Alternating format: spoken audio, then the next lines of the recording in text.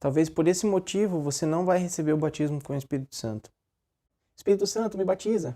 Entra em mim, Espírito Santo. O fulano entrou na igreja semana passada e já é batizado. E eu já estou aqui há 15 anos e ainda não sou batizado. Por que eu sou diferente dele, Espírito Santo? Eu me chamo Luiz e tenho uma palavra de Deus para a sua vida.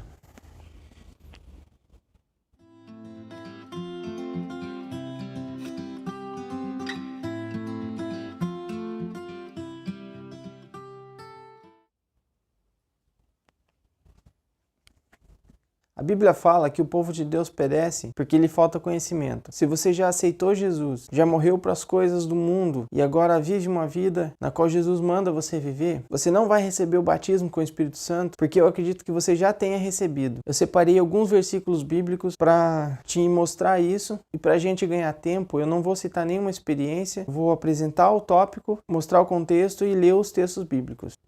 Primeiro nós precisamos entender quem é o Espírito Santo. Ele é a terceira pessoa da Trindade e ele é uma pessoa. Ele tem sentimentos, ele tem vontades e ele deseja se relacionar conosco. A função dele aqui, para resumir, é nos guiar até Jesus. Em Isaías capítulo 30, versículo 21, fala assim: Quando vocês se desviarem para a direita ou para a esquerda, ouvirão atrás de vocês uma palavra dizendo: Este é o caminho, andem nele. Então, se eu já conheço Jesus, a função do Espírito Santo é me manter no caminho, me manter olhando para Jesus. E no caso do ainda não crente, a função do Espírito Santo é trazer ele até Jesus. E isso está em João, capítulo 16, versículo 8. Quando ele vier, convencerá o mundo do pecado, da justiça e do juízo. Então, nos dois casos, a intenção do Espírito Santo é me trazer para Jesus e me manter em Jesus. Antes que Jesus viesse, o Espírito Santo ele habitava na terra. Gênesis capítulo 1, versículo 2.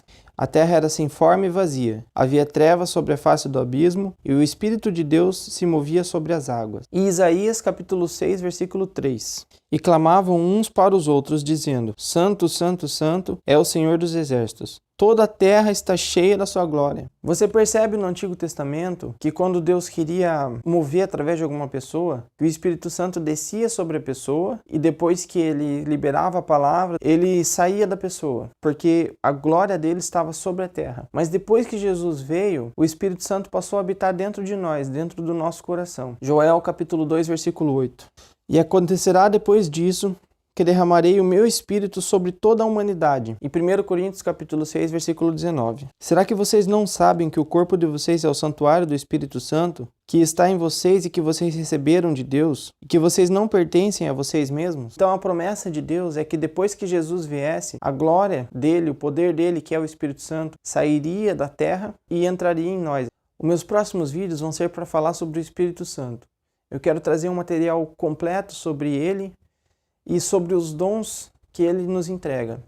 Então, se você ainda não é inscrito no canal, já se inscreve aí, ou se você está assistindo pelo Facebook, curte a página para você poder receber todo esse material. E esse é o ponto que nos gera muitas dúvidas. Nós precisamos entender que existem duas partes do batismo. A primeira é quando o Espírito Santo entra em mim, e a segunda parte é quando eu sou revestido com o poder do Espírito Santo. E é nessa parte eu peço que você preste bastante atenção para você poder entender o meu raciocínio. Vale lembrar que algumas pessoas recebem as duas partes juntas. No momento que o Espírito Santo entra nela, ele já reveste ela com poder, porém outras não. E eu quero mostrar isso agora. A primeira fase do batismo acontece quando eu aceito Jesus. Eu olho para a cruz de Cristo, eu entendo que o sacrifício de Jesus foi por mim, que ele morreu pelos meus pecados. Neste momento, o Espírito Santo passa a habitar em mim. E o meu homem interior, o meu homem espiritual, ele é ativado. E eu quero te dar um exemplo que vai deixar bem claro isso que eu estou falando. Olha o que Jesus fala em João capítulo 7, versículo 38. Quem crer em mim, como diz a Escritura, do seu interior fluirão rios de águas vivas. Isso ele disse a respeito do Espírito que os que nele crescem haviam de receber, pois o Espírito até aquele momento não tinha sido dado, porque Jesus ainda não havia sido glorificado. Então Jesus mesmo disse que quem crê nele receberia o Espírito Santo. E isso, no meu entendimento, aconteceu também com os discípulos. Eu peço que você não tome isso como uma verdade absoluta, mas procure na palavra de Deus, peça a Deus, peça ao Espírito Santo entendimento sobre isso. Sobre nós existe uma unção que nos convence de toda a verdade. Então olha o que aconteceu com os discípulos. Jesus ele morreu, depois ele ressuscita e Jesus de repente aparece para eles, mas eles ficam assustados e acham que é um fantasma. Aí então Jesus mostra para eles as feridas das mãos, dos pés e da lança, e depois que ele mostra, eles creem que Jesus realmente morreu e que ele realmente ressuscitou. Eles creem no sacrifício de Jesus.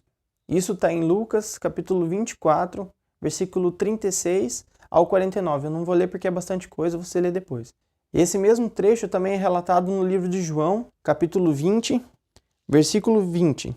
E dizendo isto, mostrou-lhe as mãos e o lado. Então os discípulos se alegraram ao ver o Senhor. E Jesus lhes disse outra vez: que a paz esteja com vocês. Assim como o Pai me enviou, eu também envio vocês. E olha só, o versículo 22. E havendo dito isto, soprou sobre eles e disse: recebam o Espírito Santo. Então você vê que eles creem no sacrifício de Jesus, Jesus sopra sobre ele o Espírito Santo. Mas ali não acontece nenhuma manifestação dos dons espirituais. Eu acredito que nesse momento o Espírito Santo já passa a habitar dentro deles. E neste momento é que eles recebem o batismo com o Espírito. Mas Luiz, se para receber o Espírito Santo é só crer em Jesus, qual é a principal evidência de que eu já recebi o Espírito Santo? Como eu sei que eu já recebi o Espírito Santo ou não? A principal evidência são os frutos do Espírito Santo no seu coração. Se você já aceitou Jesus, se você está vivendo uma vida digna de ser servo de Jesus, vamos supor que antes você era uma pessoa mentirosa e você aceita Jesus e de repente você conta para alguém uma mentira e logo depois vem alguma coisa na sua consciência falando assim: puxa vida, eu não precisava ter feito aquilo, eu não precisava ter mentido. E numa próxima vez, antes de mentir, aquela consciência já te fala assim: ó, não mente para ele. Quem você acha que está fazendo isso? É o diabo? Com certeza não. É o Espírito Santo já agindo dentro de você. E o apóstolo Paulo fala em 1